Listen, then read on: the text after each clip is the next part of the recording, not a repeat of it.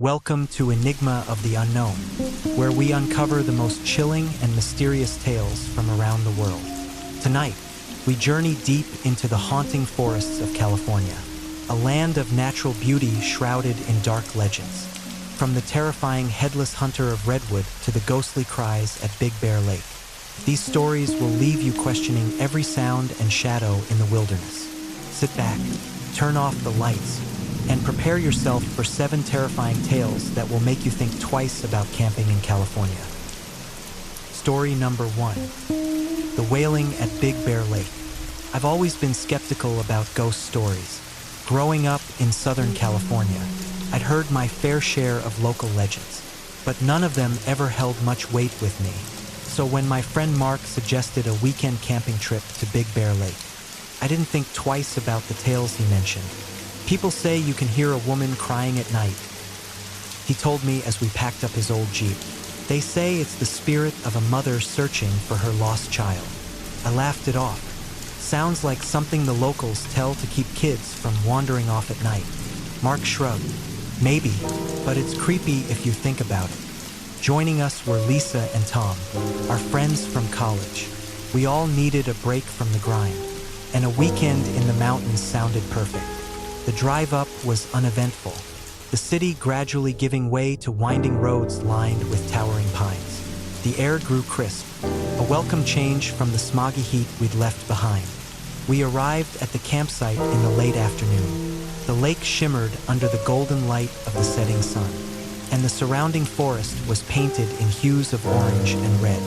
We set up our tents near the water's edge, laughing and joking as we worked. By the time darkness fell, we had a fire crackling merrily, casting dancing shadows among the trees. As we sat around the fire, roasting marshmallows and sipping cheap wine, the conversation inevitably turned back to the legend. So, are we going to talk about the crying lady? Lisa asked, her eyes reflecting the flames. Tom grinned. Why not? It's Halloween season. After all, I rolled my eyes. Come on, guys, we're adults. Do we really believe in ghosts? Mark leaned forward, his expression serious. You don't have to believe, Jack, but humor us. They say that years ago, a woman lost her child near this very lake.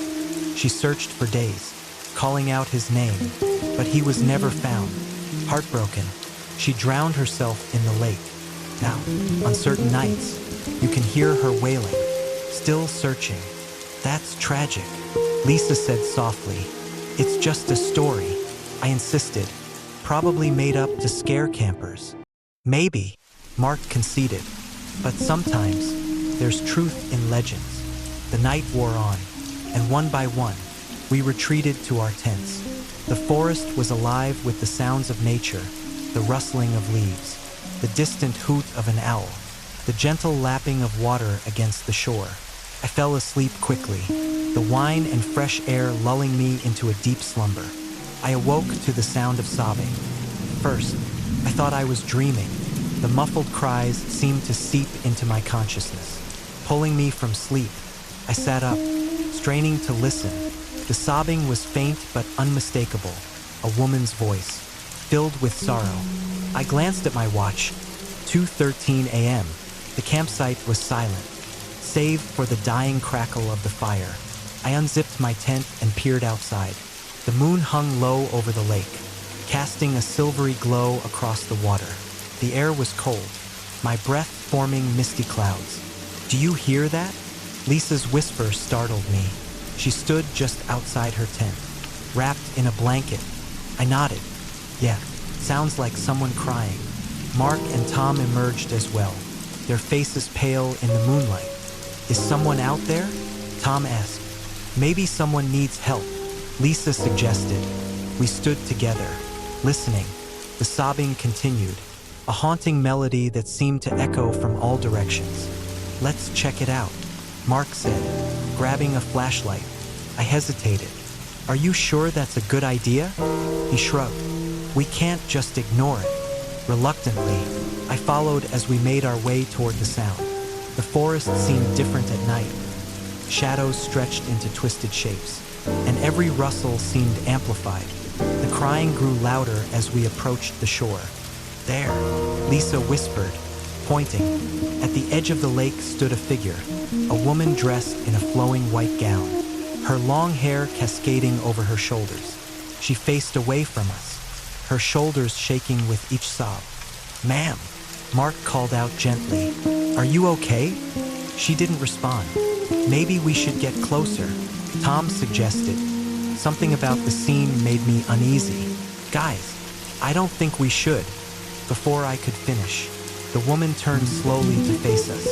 Her face was pale, almost luminescent, but her eyes were hollow, dark voids that seemed to swallow the light. A chill ran down my spine. Lisa gasped, stepping back.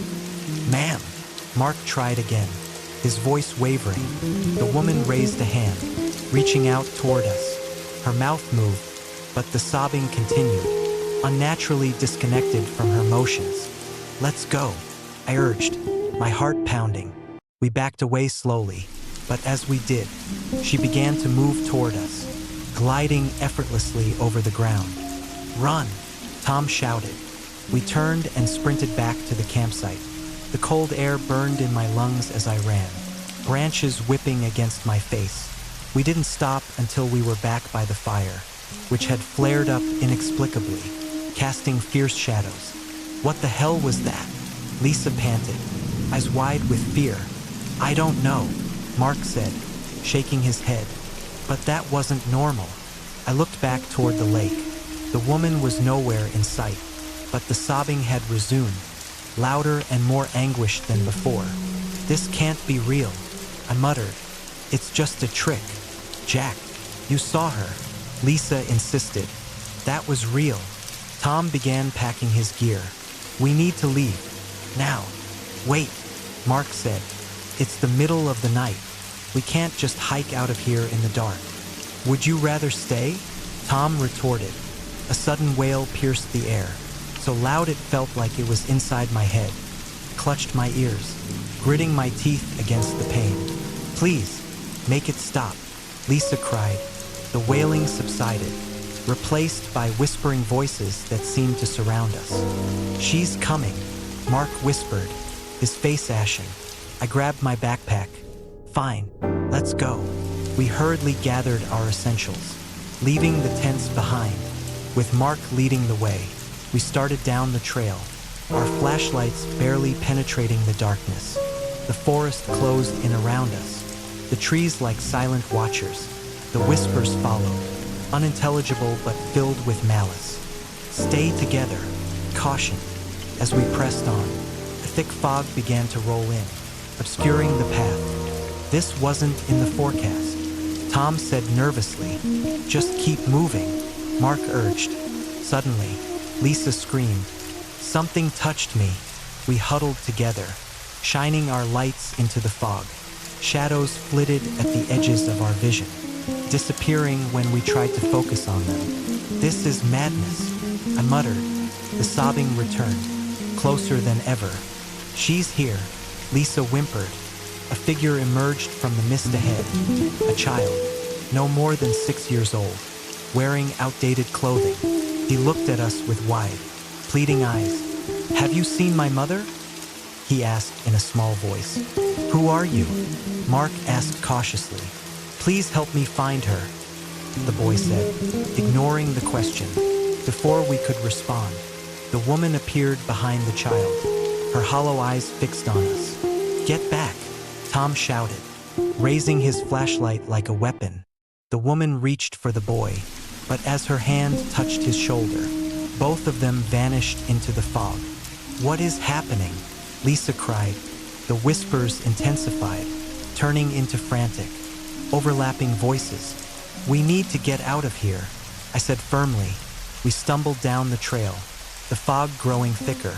The terrain seemed unfamiliar, as if the forest had rearranged itself. Panic set in as we realized we were lost. "This can't be," Mark said, studying the map with shaking hands. "We've hiked this trail before. Compass isn't working," Tom noted, showing us the erratically spinning needle.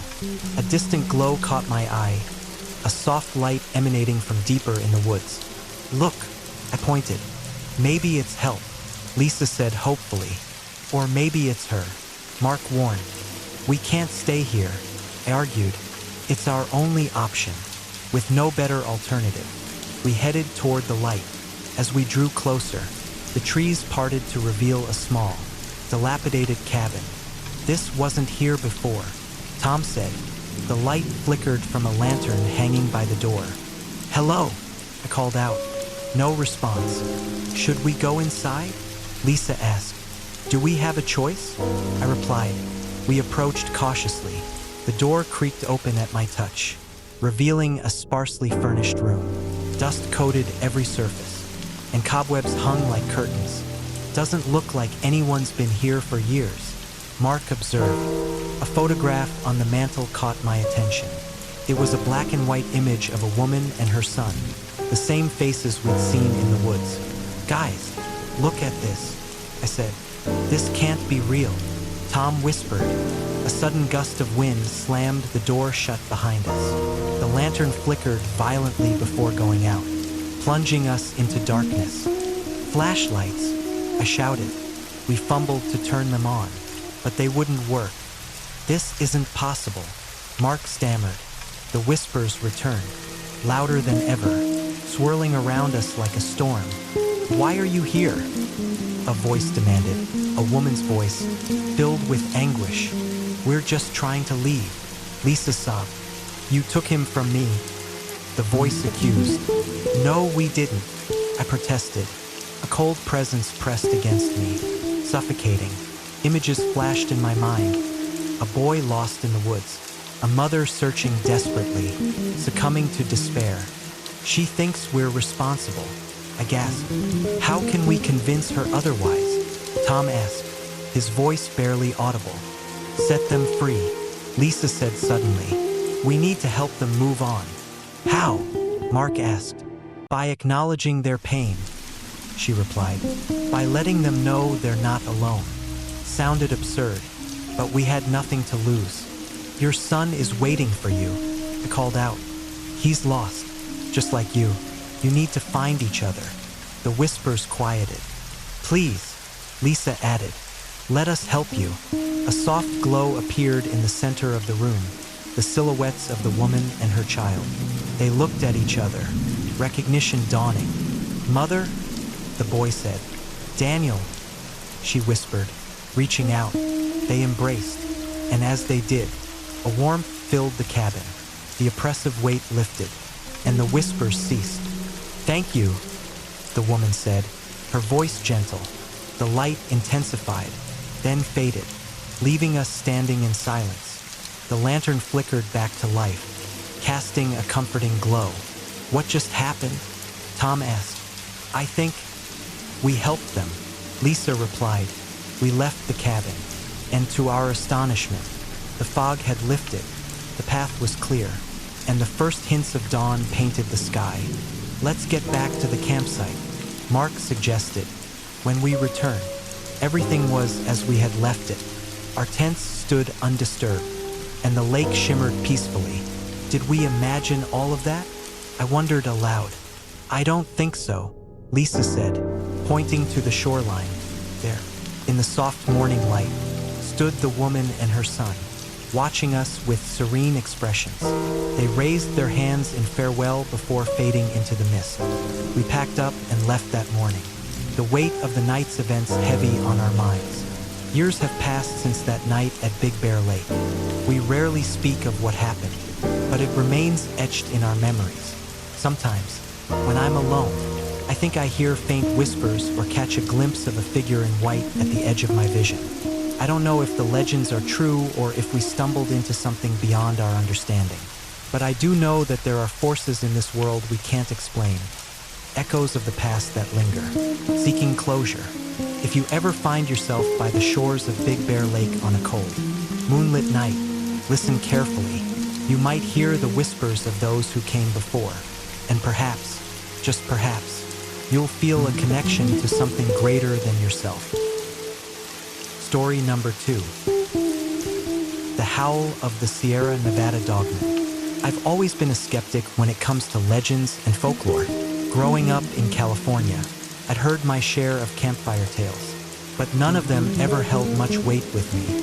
So when my old college buddies, Mark and Alex, suggested a weekend camping trip in the Sierra Nevada mountains, I didn't think twice about their excited chatter regarding the Dogman sightings in the area.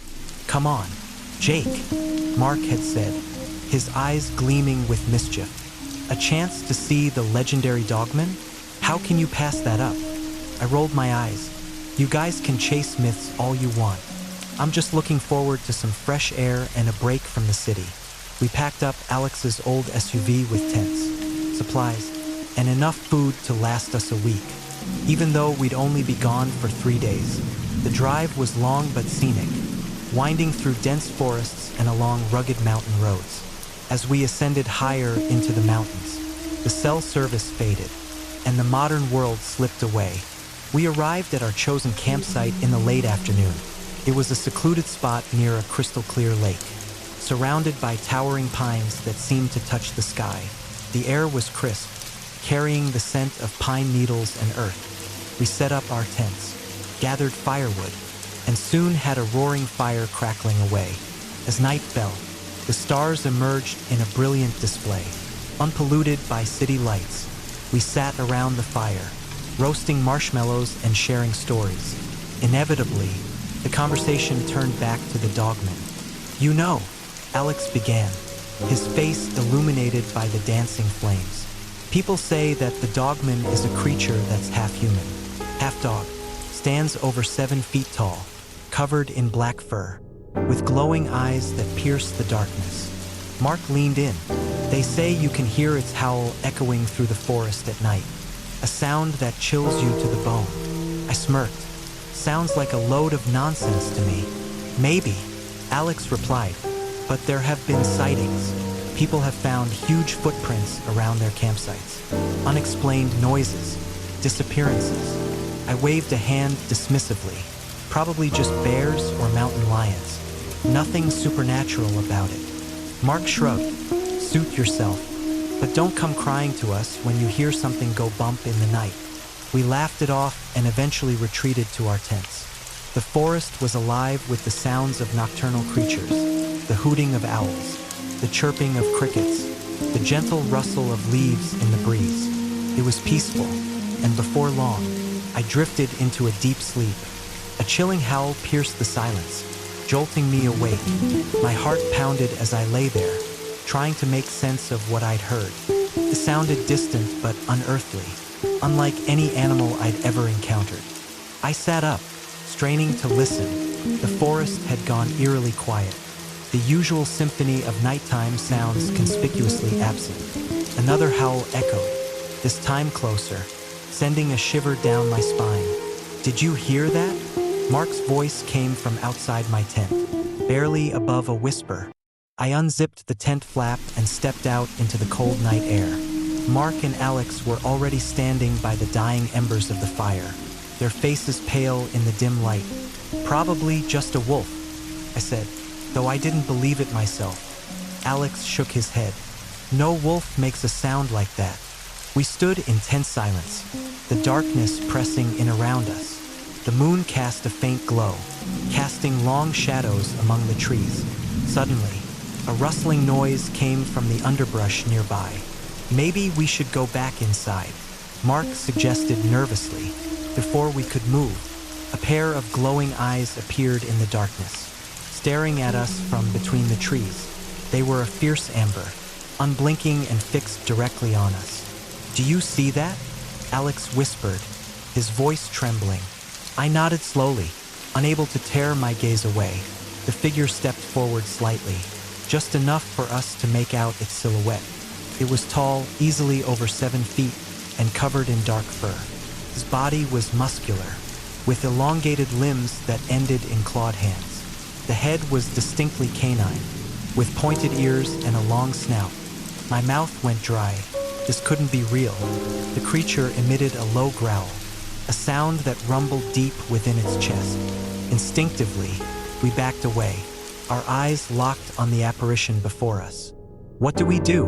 Mark hissed. "Get to the car," I whispered, keeping our movements slow. We edged toward the SUV parked a short distance away.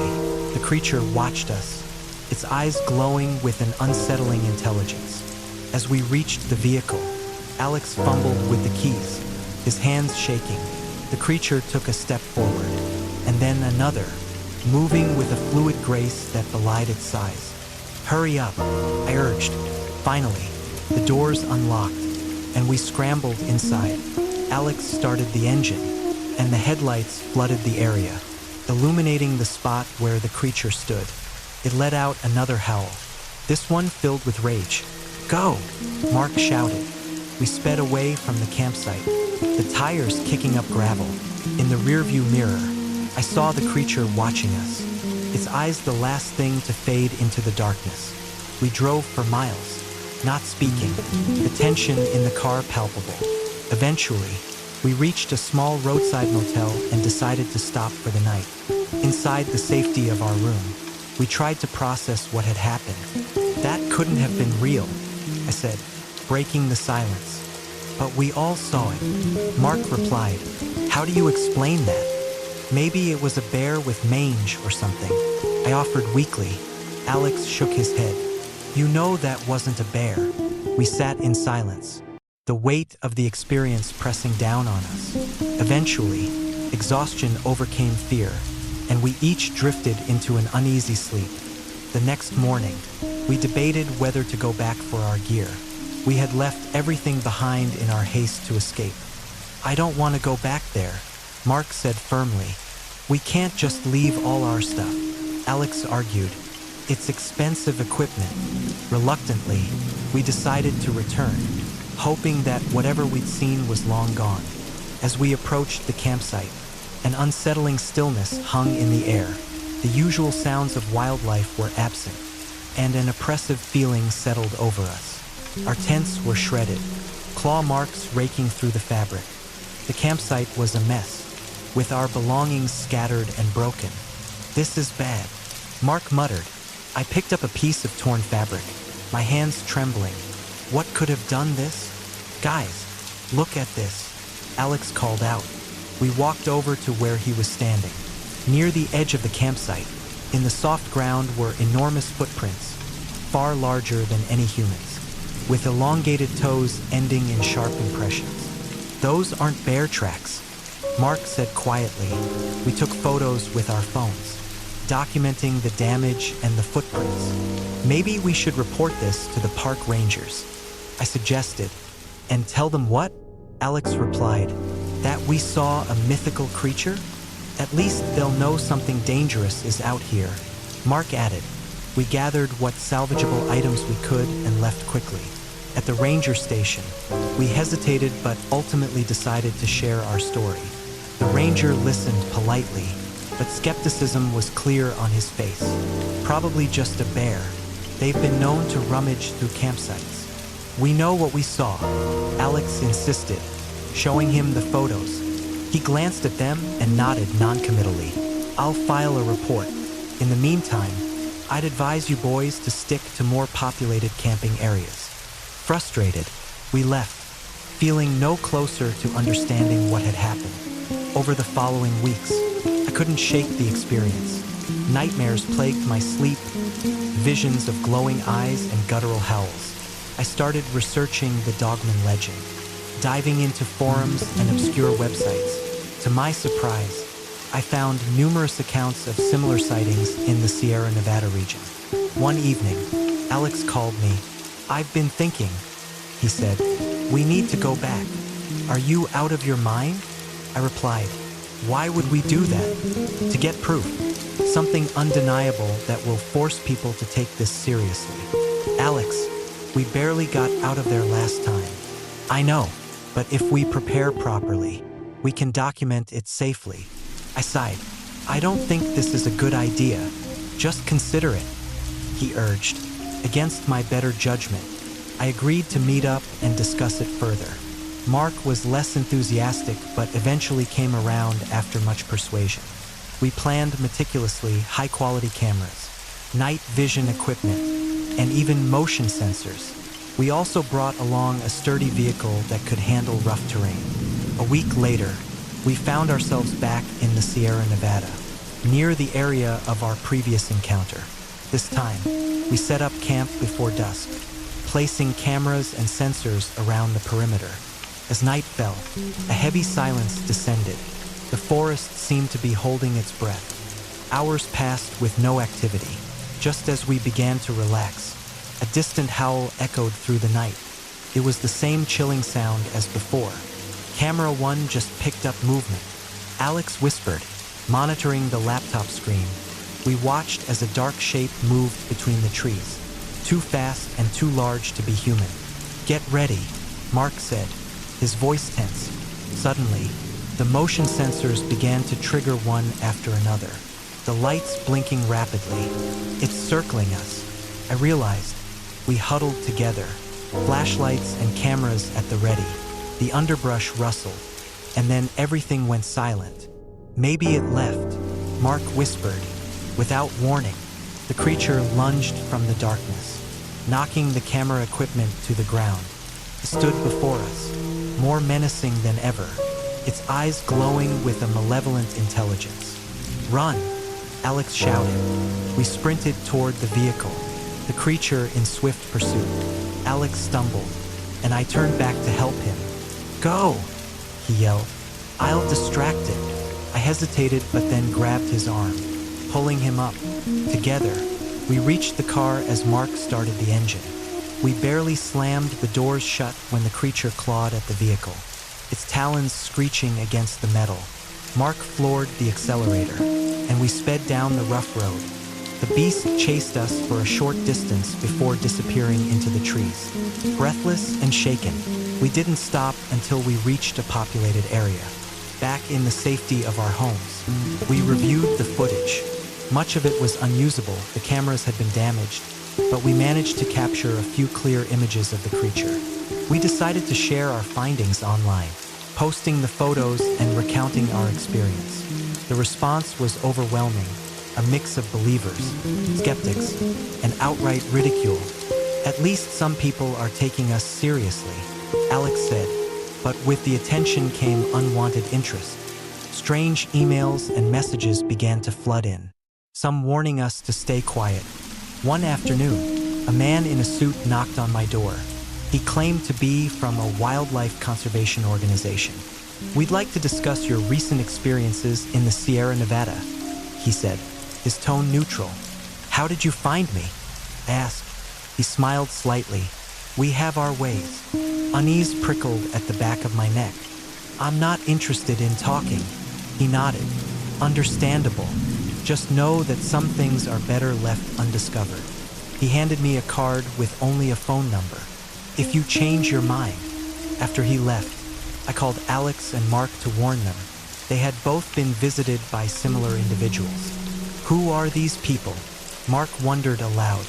"I don't know, but I think we should lay low," I suggested. We agreed to take down our posts and refrain from further investigations. Months went by, and life gradually returned to normal.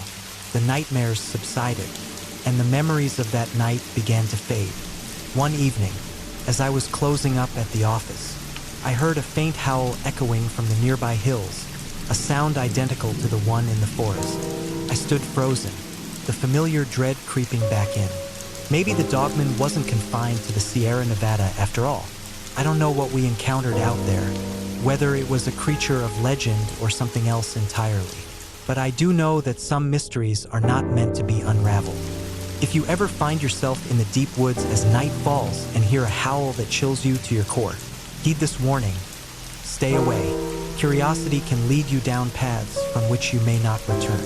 Some legends are born from truth, and some truths are more terrifying than any fiction. Story number 3. The Headless Hunter of Redwood Forest. I've always been fascinated by the towering giants of Redwood National Forest. There's something humbling about standing beneath trees that have witnessed centuries pass by. So when my old college buddies, Mark and Sam, suggested a camping trip deep into the heart of the forest, I didn't hesitate. A week disconnected from the chaos of city life sounded like exactly what I needed. We packed our gear into Mark's old Jeep and set off early on a crisp Friday morning. The sun cast long shadows across the winding roads as we drove north from San Francisco, the urban landscape gradually giving way to dense woodlands. By the time we reached the outskirts of the forest, the trees had transformed into colossal sentinels, their branches stretching skyward like the arms of ancient gods. At the ranger station, we checked in and picked up a map. The ranger on duty, an older man with a weathered face, eyed us skeptically. "Y'all planning to camp out there?" he asked. "That's the idea," Sam replied cheerfully. "We're heading to Fern Gulch." The ranger's gaze sharpened. "Fern Gulch? Huh? You boys heard any of the stories about that place?" Mark chuckled. "Let me guess, Bigfoot sightings?" The ranger didn't smile. "No, not Bigfoot. There's an old legend about the Headless hunter. Folks say he roams these woods, searching for his missing head." I exchanged a glance with Sam. "Sounds like a good campfire story," I said. The ranger shrugged. "Believe what you want. Just be careful out there. These woods have a way of playing tricks on you." We thanked him and continued on our way. As we drove deeper into the forest, the canopy thickened, and shafts of sunlight pierced through the leaves like spears of gold. The air was cool and damp, scented with pine and earth. By late afternoon, we reached the trailhead that would lead us to Fern Gulch. We parked the Jeep, shouldered our backpacks, and set off along the winding path. The forest was alive with the sounds of nature, the chirping of birds, the rustle of small animals in the underbrush, the distant rush of a creek. "This place is incredible," Mark said, his eyes scanning the towering trees. "Feels almost otherworldly." Sam agreed. As dusk approached, we found a suitable clearing near a babbling brook. We set up our tents, gathered firewood, and soon had a cheerful blaze going.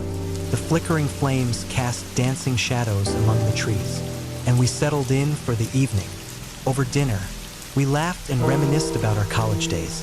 The stars emerged overhead, brilliant points of light in the darkening sky. After a while, the conversation turned to the ranger's warning. "So, what do you guys think about the Headless hunter?" Sam asked, his tone light but his eyes curious. "Just a local legend," Mark replied. "Every place has its ghost stories." I poked at the fire with a stick. "Still, it's odd that the ranger brought it up. Maybe there's more to it." Mark smirked. "Don't tell me you believe in ghosts now." I shrugged. "I just think we should be cautious. These woods are vast, and it's easy to get lost." Sam leaned forward. "Well, as the story goes, back in the 1800s, there was a hunter who came out here and never returned. They say he was found decapitated, and his head was never recovered. Now his spirit roams the forest, carrying his old hunting rifle, searching for what he lost." "Where'd you hear that?" I asked. "Did some reading before the trip," Sam admitted. "Figured it might add some excitement." Mark rolled his eyes. "Great, now we'll be jumping at shadows." As the fire dwindled, we decided to turn in. I crawled into my tent, the sounds of the forest enveloping me, a symphony of nocturnal creatures serenading the night. Sleep came quickly. A heavy footstep jolted me awake. I lay still, heart pounding, straining to hear. There it was again, the crunch of leaves and the unmistakable sound of metal dragging along the ground. I glanced at my watch, 2:17 a.m. Probably just an animal, I told myself, but curiosity got the better of me. Unzipping the tent flap cautiously, I peered into the darkness. The embers of our campfire cast a faint glow, but beyond that, the forest was an impenetrable wall of black. Then, from the corner of my eye, I caught a glimpse of movement, a shadow shifting among the trees. "Hello," I whispered. No response. I stepped out of the tent, the cold night air prickling my skin. "Mark? Sam?" I called softly. Their tents were zipped shut. No signs of movement. The sound came again, heavy footsteps, slow and deliberate, a accompanied by the metallic scrape. My mouth went dry, gripping my flashlight. I shone the beam toward the source of the noise. For a moment, I saw nothing. Then, emerging from behind a massive redwood, a figure stepped into view. He was tall, unnaturally so, clad in tattered, old-fashioned hunting attire stained with dirt and age. In one hand, he clutched a rusty rifle, but it was his head, or lack thereof, that sent icy tendrils of fear coursing through me. Where his head should have been, there was nothing but empty space. I froze, unable to breathe. The headless hunter stood motionless, as if observing me despite his lack of eyes. The forest around us seemed to hold its breath. Suddenly, he took a step forward, the rifle dragging against the ground with a grating sound. Panic surged through me. I stumbled backward, nearly tripping over a root. "Mark! Sam!" I shouted, my voice cracking. Their tents rustled, and moments later, they emerged, disoriented. "What's going on?" Mark asked groggily. I pointed toward the figure, but he was gone. I saw someone. Something. Sam rubbed his eyes. "What are you talking about?" "A man without a head. He was right there." I insisted, my hands shaking. Mark frowned. "Are you sure you weren't dreaming?" "I know what I saw," I snapped. We scanned the area with our flashlights but found nothing. No footprints. No signs of disturbance. "Maybe it was a shadow," Sam offered gently. "These trees can play tricks on you at night." I wanted to argue but realized how absurd it sounded. Reluctantly, I nodded. "Yeah, maybe. Let's get back to sleep," Mark suggested. "We'll feel better in the morning." Back in my tent, sleep eluded me. Every rustle of leaves or snap of a twig set my nerves on edge. Eventually, exhaustion overtook fear, and I drifted into a restless slumber. Morning brought a semblance of normalcy. Sunlight filtered through the canopy, and birdsong filled the air. Over breakfast, I recounted my experience.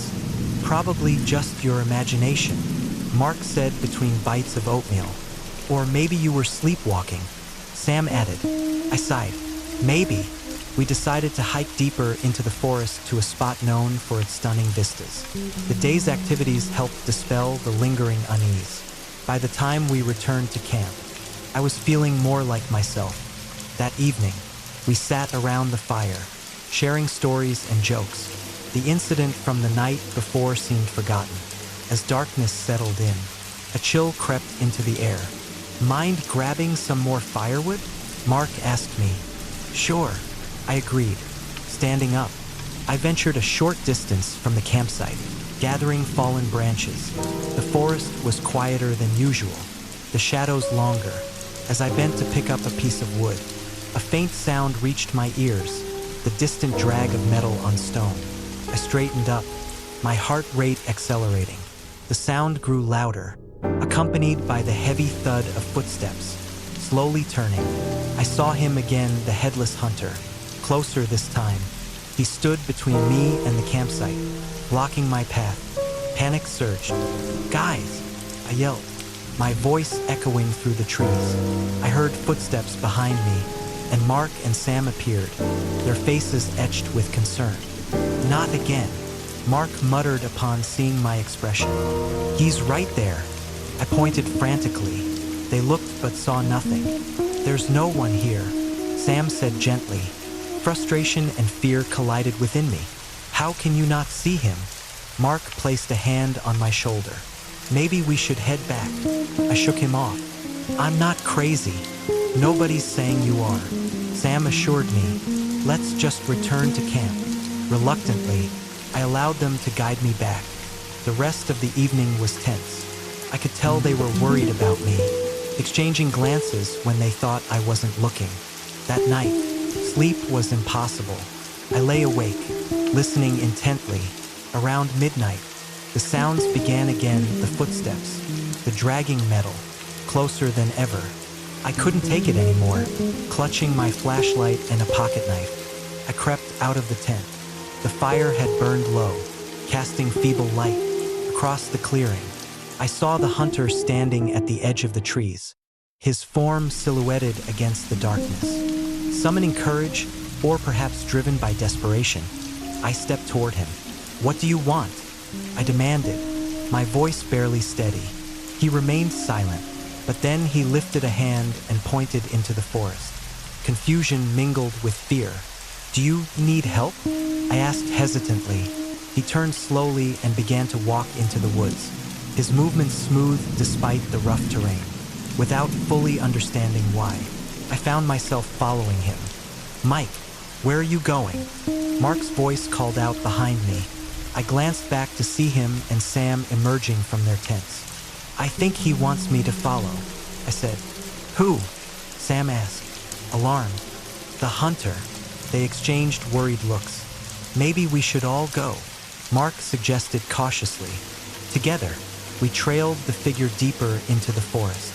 The trees closed in around us, the canopy blocking out the moonlight. The only illumination came from our flashlights and the faint glow that seemed to emanate from the hunter himself. After what felt like hours, we reached a small clearing. In the center stood an ancient, crumbling stone altar. The hunter stopped beside it and gestured toward the ground. We approached cautiously, and our flashlight beams revealed a partially buried skeleton. The bones yellowed with age. Nearby lay a rusted hunting rifle and a decayed leather pouch. "This must be," Sam began. "His remains." Finished. As we stared, a strange sensation washed over me, a mix of sorrow and relief. The hunter stood silently, his form beginning to fade. "He's been trying to show us this," I realized aloud. "He wants to be found." Mark swallowed hard. "We should report this to the authorities." The hunter slowly raised a hand in what seemed like a gesture of gratitude before vanishing entirely. The forest was suddenly alive again, the sounds of insects, the rustle of leaves, the distant call of an owl. We marked the spot and made our way back to camp, our minds reeling. Sleep was out of the question, so we sat by the fire until dawn, discussing what had happened. The next day, we hiked back to the trailhead and drove to the ranger station. The same ranger was on duty. "Back so soon?" he asked, eyeing us curiously. "We found something," Mark said, his tone serious. We recounted our experience, half expecting skepticism, but the ranger listened intently. "You say you found a skeleton and old hunting gear?" he confirmed. "Yes," Sam replied, "about 3 miles northeast of Fern Gulch." The ranger nodded thoughtfully. "There's been talk for years about a missing hunter from way back. Folks around here have stories, but no one ever found any evidence."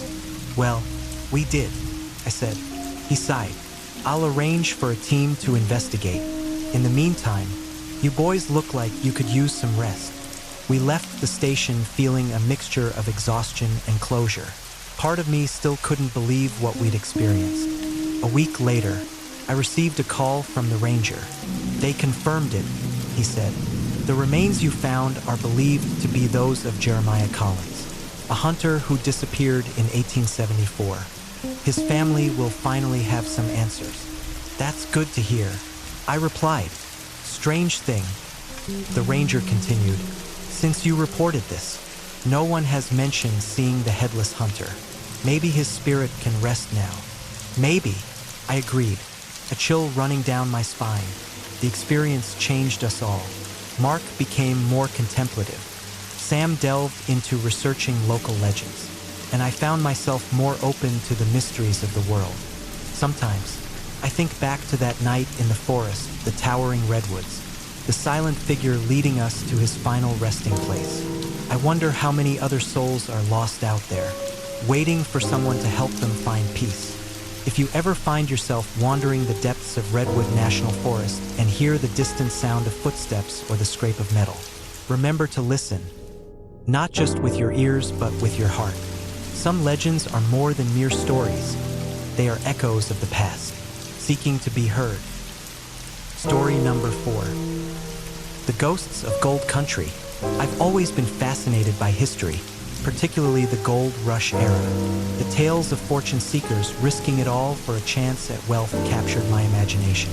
So when my old college friend Mark suggested a camping trip to California's Gold Country, I jumped at the chance. A week away from the hustle of San Francisco sounded perfect. We set out on a crisp autumn morning, the sun casting a golden hue over the rolling hills. Along for the trip were Mark's girlfriend Lisa and our mutual friend Jake.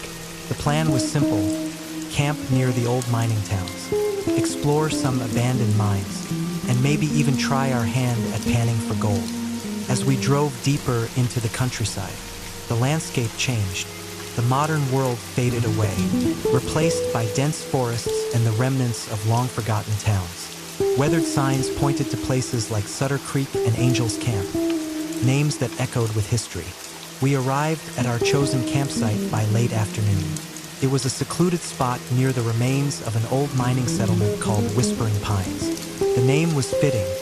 The wind rustled through the trees, creating a constant, gentle whisper. "This place is incredible," Lisa remarked, taking in the surroundings. "Feels like we've stepped back in time," Jake added. We set up our tents near a creek that shimmered in the fading light. The air was crisp, carrying the scent of pine and earth. After gathering firewood, we settled in for the evening. Mark lit a campfire, and soon the flames danced, casting long shadows among the trees. As darkness enveloped us, we shared stories and laughter. The stars above were brilliant, unpolluted by city lights. Lisa, ever the photographer, snapped pictures of the night sky. "Did you know this area is supposedly haunted?" Mark said casually, poking at the fire with a stick. I raised an eyebrow. "Oh yeah? By who?" "Not who what," he replied. "They say the spirits of miners still roam these woods, searching for lost gold."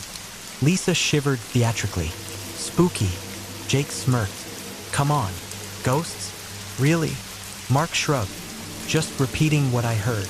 "Apparently, a lot of campers have seen strange things out here." I laughed.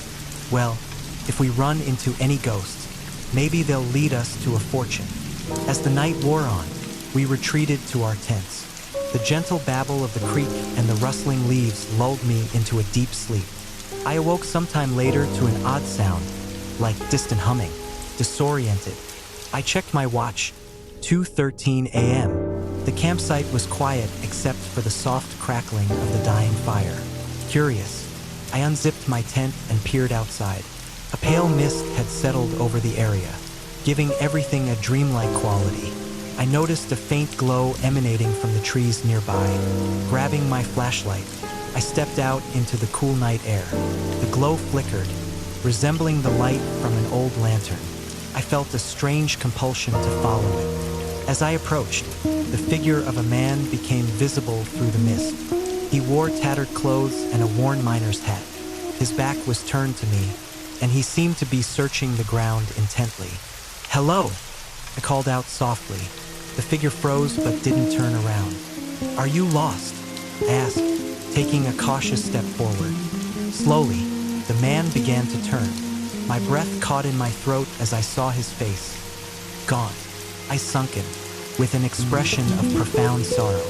Before I could react, a gust of wind swept through the trees, and the figure dissipated into the mist. Heart pounding, I stumbled back to the campsite. Jake was tending to the fire, looking up as I approached. "You okay, man?"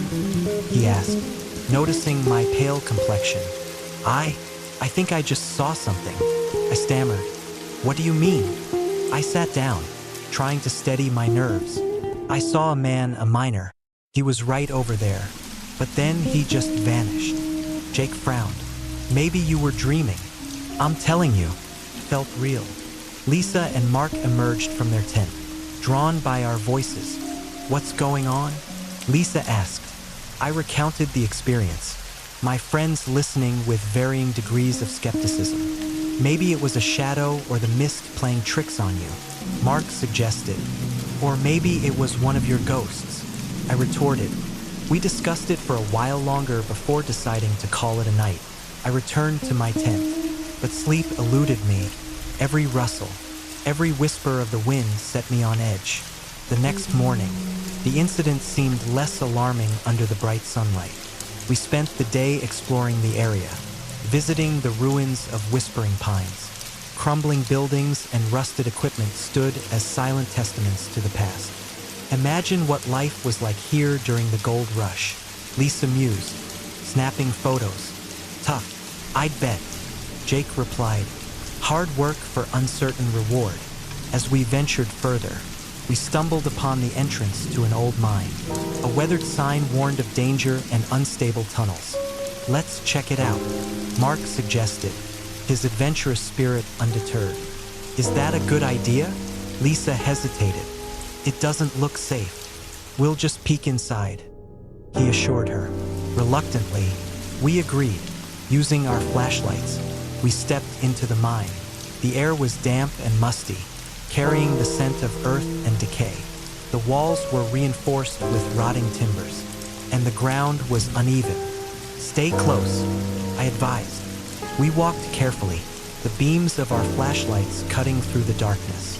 Strange markings adorned the walls, symbols and scratchings that seemed almost ritualistic. What do you think these mean? Jake wondered aloud. Maybe miners left them, Mark speculated. A soft sound echoed from deeper within, a faint tapping, like metal on stone. Did you hear that? Lisa whispered. We stopped, listening intently. The tapping continued, steady and rhythmic. Someone else might be in here, Mark said. Or something. I muttered under my breath. We proceeded cautiously, the tapping growing louder. Rounding a bend, we entered a larger chamber. In the center stood the same figure I had seen the night before, the miner. He faced away from us, chiseling at the wall. Hello, Mark called out. The figure paused, lowering his tools. He turned slowly, revealing that same haunting face. Are you okay? Lisa asked, her voice trembling. The miner stared at us, eyes reflecting the light in an unnatural way. He raised a hand, pointing toward the tunnel behind us. A cold chill swept through the chamber. I think we should leave, I whispered. Without warning, the mine began to creak and groan. Small rocks tumbled from the ceiling. Go, now, Jake shouted. We turned and sprinted back the way we came. The sound of collapsing timber echoed behind us as we burst into the daylight, gasping for air. The entrance caved in moments later, sealing the mine. What the hell was that? Mark panted. That was no ordinary miner, I said, my hands shaking. Lisa looked pale. Do you think he saved us? Pointing for us to leave. Jake nodded slowly. Maybe he was warning us. We stood in stunned silence, the reality of our encounter sinking in. Back at camp, we tried to make sense of what had happened. Perhaps the spirits of the miners are still here, Lisa suggested, trapped or unable to move on. Maybe they want something, Jake added, closure or recognition. Mark sighed. I didn't believe in any of this before, but now, we decided to honor the memory of those who had toiled and perished in these hills. Gathering some stones, we built a small cairn near the collapsed mine entrance. Lisa placed a wildflower atop it. To those who came before us, she said softly. As evening fell, a peacefulness settled over the campsite. The wind whispered gently through the pines, but the atmosphere felt lighter. We sat around the fire, sharing quiet conversation. The stars seemed brighter, the air crisper. Do you think we'll see him again? I wondered aloud. Maybe, Mark replied. But if we do, perhaps it's not something to fear. That night, I slept soundly until a familiar humming stirred me. Opening my eyes, I saw a soft glow outside my tent. Stepping out, I found the miner's figure standing by the creek, illuminated by an ethereal light. He looked at me, his expression no longer sorrowful but serene. He tipped his hat, a gesture of acknowledgement. Thank you, I whispered. He nodded once before fading into the mist. Morning brought with it a sense of closure. As we packed up, I felt a newfound appreciation for the history and spirits of Gold Country. Ready to head back? Jake asked. Yeah, I replied, but let's take our time. No rush. As we drove away, I glanced back at the campsite. For a moment, I thought I saw a figure among the trees, a silent guardian watching over the land. I smiled to myself. Some stories are not about fear but connection between past and present, the living and the departed. Story number 5. The Beast of Yosemite. I've always been a city guy. Concrete jungles, the hum of traffic, the anonymity of crowds, that's where I felt at home. So when my old college buddy Mark suggested a camping trip to Yosemite National Park, I was less than enthusiastic. Come on, Jake. He had insisted over the phone. It'll be fun, fresh air, starry skies, a break from all that smog in LA. Against my better judgment, I agreed. Maybe a weekend away would do me some good. Besides, Mark was persuasive, and it had been years since we'd spent any real time together. We set out early on a Friday morning. Mark's beat-up SUV loaded with camping gear, enough snacks to feed an army, and an enthusiasm that I wished I shared. The city gradually gave way to rolling hills and then to the towering sequoias that marked the entrance to Yosemite. The sheer grandeur of the place was undeniable. Cliffs reaching toward the heavens, waterfalls cascading like silver ribbons. It was nature on a scale I'd never experienced. This is the spot, Mark declared as we pulled into a secluded campsite far from the more populated areas. No crowds, no noise, just us and the wilderness. Great, I muttered, eyeing the dense forest that surrounded us. We spent the afternoon setting up camp. Mark handled the tent while I fumbled with the fire pit. By dusk, we had a cozy setup, a roaring fire, 2 folding chairs, and the stars beginning to peek through the canopy above. As night settled in, Mark regaled me with tales from his previous camping trips. I mostly listened, content to let him fill the silence. Eventually, the conversation turned to local legends. Ever hear about the Yosemite Beast? He asked, a mischievous glint in his eye. I shook my head. Can't say that I have. He leaned in closer. They say there's something out here, something big. Campers have reported hearing terrifying growls at night. Some have even claimed to see a massive, hairy creature with glowing red eyes watching them from the tree line. I smirked. Sounds like Bigfoot's Californian cousin. Mark chuckled. Maybe, but there've been disappearances, too. People vanishing without a trace. Park rangers attribute it to accidents, getting lost, falls, but locals think the beast got them. Convenient scapegoat, I replied, trying to shake off a creeping unease. The fire crackled between us, sending sparks spiraling into the dark. For a moment, neither of us spoke. You don't actually believe that stuff, do you? I finally asked. He shrugged. I don't know. There's a lot we don't understand about the world. Keeps things interesting. As the night wore on, fatigue began to set in. We doused the fire and retreated to our tent. Mark was out within minutes, his soft snores a testament to his comfort in the wild. I lay awake for a while, listening to the unfamiliar sounds of the forest, the rustling of leaves, distant hoots of owls, the gentle whisper of the wind. Just as I was drifting off, a low, guttural growl pierced the silence. My eyes snapped open. I held my breath, straining to listen. The growl came again, deeper this time, and closer. It didn't sound like any animal I'd ever heard. Not a bear, not a mountain lion, something else. Mark, I whispered, nudging him. He mumbled, half asleep. Did you hear that? Hear what? Another growl echoed through the night, unmistakably nearer.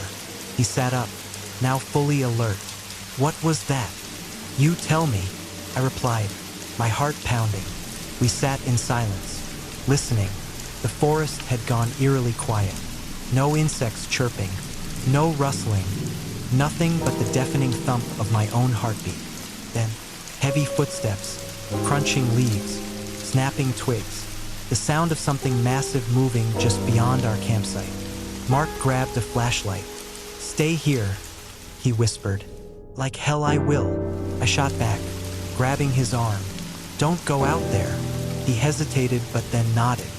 Okay, let's just stay calm. The footsteps circled our tent. Slow and deliberate, shadows shifted against the thin fabric as the flashlight beam danced nervously in Mark's unsteady hand.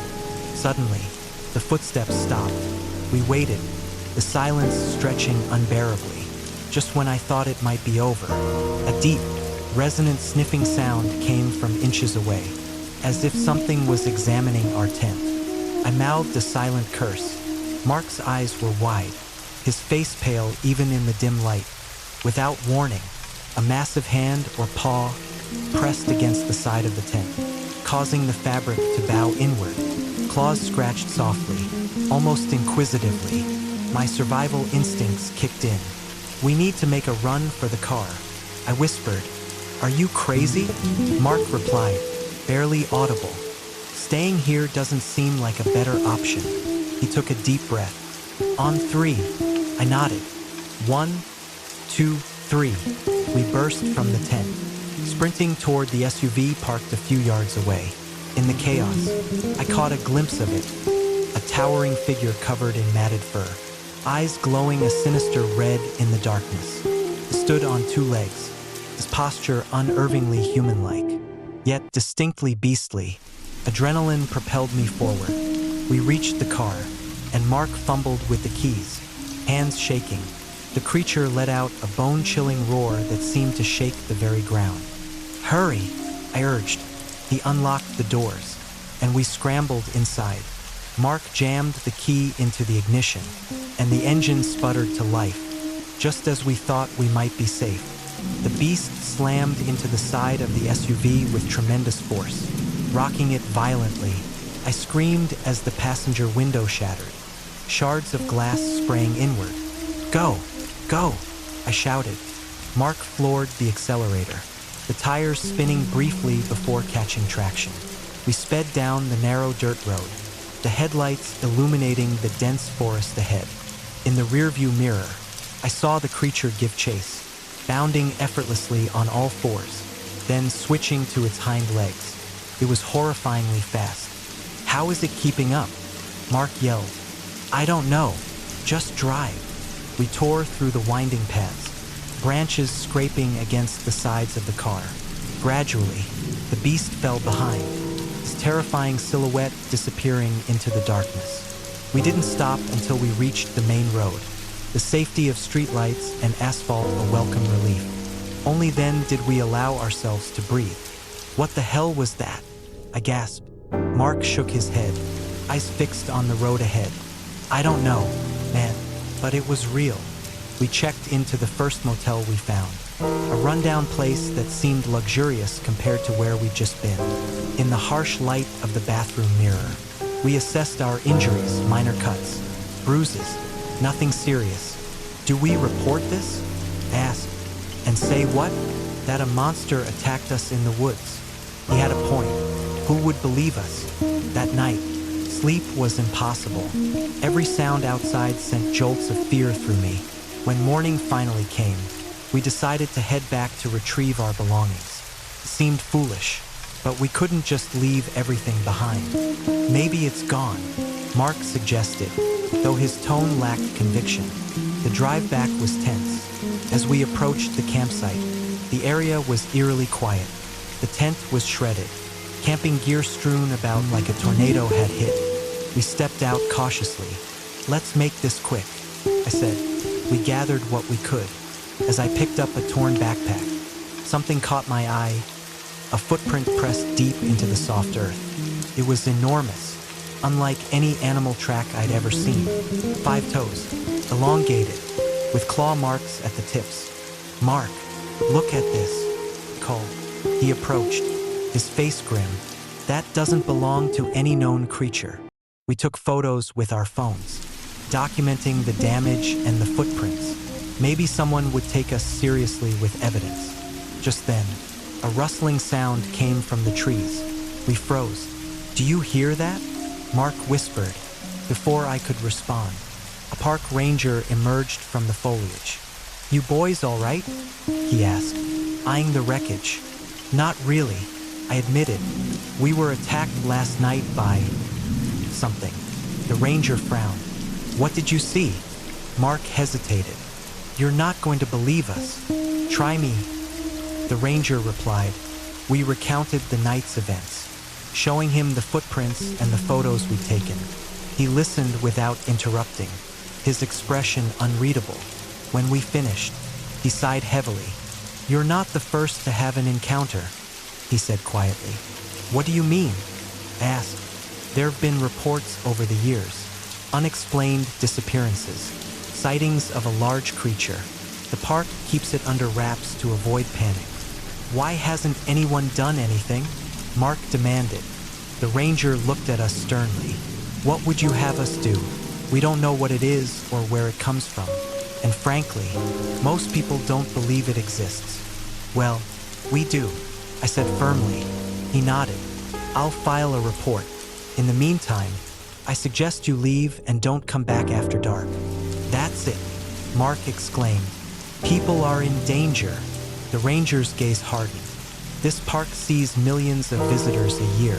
Incidents are rare until we have concrete evidence. There's not much we can do. Frustrated and feeling helpless, we left. On the drive back, Mark was seething. This is ridiculous. How many more people have to encounter that thing before they take it seriously? I didn't have an answer. Weeks passed, but the memories didn't fade. Nightmares haunted my sleep. A relentless chase through dark woods, red eyes piercing the blackness. Mark and I met up frequently, trying to make sense of it all. One evening, he called me, excitement in his voice. Jake, you need to see this. I arrived at his apartment to find maps and articles spread across his table. I've been doing research, he explained.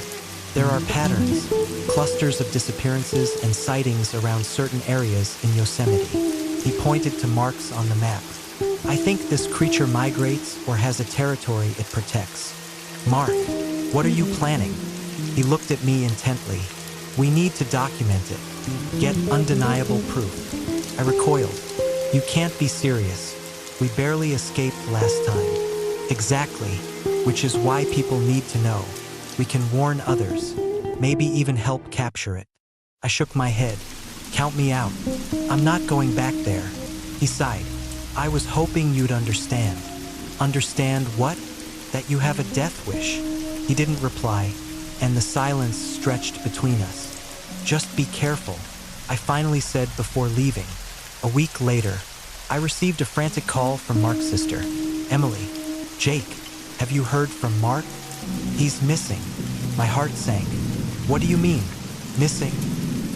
He went back to Yosemite a few days ago and hasn't returned. He won't answer his phone. I knew immediately where he'd gone. Guilt and fear surged through me. I'm going to find him. Promised. I drove to Yosemite, the journey a blur of anxious thoughts. Upon arrival, I went straight to the ranger station and explained the situation. The ranger from before was there. Recognition flickered in his eyes. I warned him, he said grimly. Please, I begged, help me find him. He nodded reluctantly. We can organize a search party, but time is of the essence. We set out at dawn. The forest seemed more ominous than ever, shadows lurking between the trees. As we ventured deeper, the sense of dread intensified. Over here, a voice called. We rushed to find one of the searchers holding Mark's backpack, torn and discarded. My stomach churned. Mark, I shouted into the wilderness. No reply.